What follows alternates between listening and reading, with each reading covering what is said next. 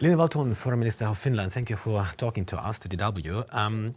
Military experts aren't optimistic when it comes to Ukraine. Russia is on the advance and things are getting tough for Ukraine in Donbass especially. If I may ask you directly, is Ukraine lost? Ukraine is not lost. The will in the minds of the people, which has, well, as unfortunate as the war is, but it has only solidified in the past 3 years that they really have this national identity that they want to be safeguarding. It's there.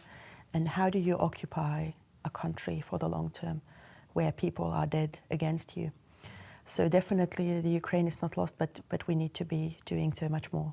Ukraine lacks soldiers, not weapons, and soldiers are in short supply. So what options are left for Kiev? Well, I guess there are many options left for Kiev. What we can do from the outside is of course tell, and we have been telling Ukraine that our aid is there to stay and it's going to be there for as long as Ukraine needs it. It needs to be credible, it needs to be, and right now it needs to be ramped up. And then it's for Ukraine to decide how to really operationally defend itself, how to mobilize enough soldiers as well. Finland has 900,000 soldiers who could be mobilized in self-defense. That's a huge number considering the country only has a population of 5.5 million. Could any of those troops fight in Ukraine one day? Well, right now we are not considering sending soldiers to Ukraine, and it's off the table as we speak. But of course, in the long term, you never know what happens. Let's talk about your neighbor Russia. You share with Russia 1,300 kilometers. It is one of the longest borders in the world, and it's closed. You have closed it completely over concerns of illegal migration. What have you gained? Well, to be quite frank, we obviously haven't gained anything. On the very contrary, we were forced to close our border because it was not only a matter of illegal migration, but it was a matter of instrumentalized migration, and it's a clear difference. You have to make the distinction because Russia, who has self-declared to be hostile towards us, was in the process of instrumentalizing people, not just within Russia, but right from their origin countries towards our border.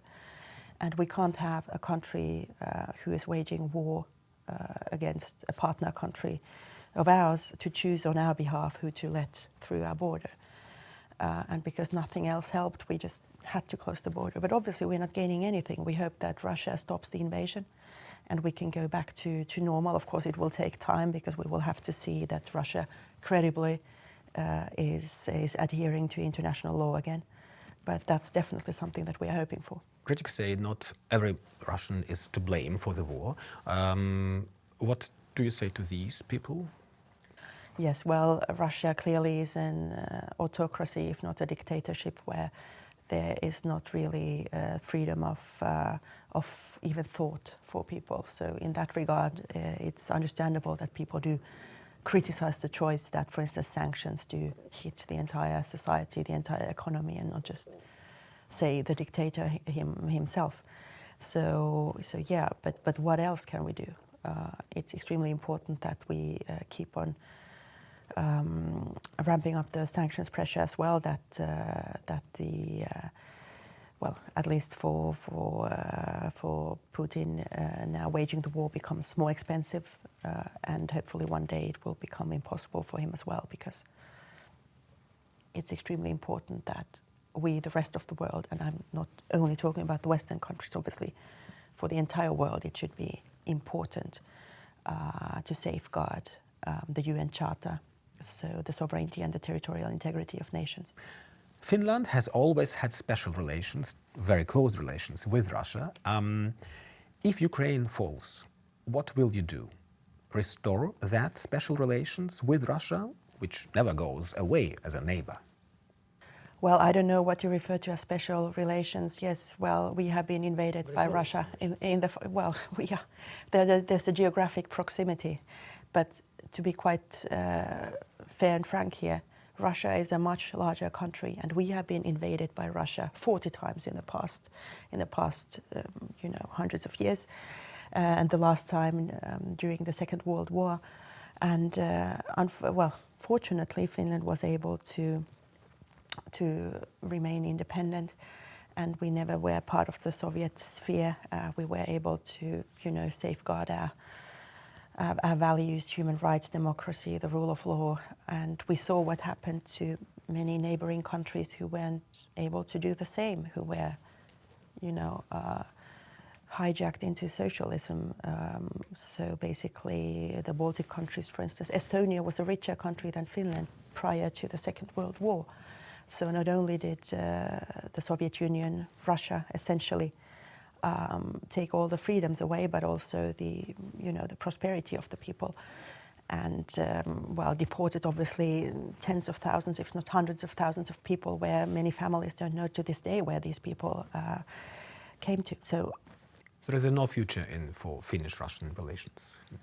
Well, having said all this, we have always prepared for the worst, because we know that Russia, unfortunately, can always be hostile towards such values that we hold dear.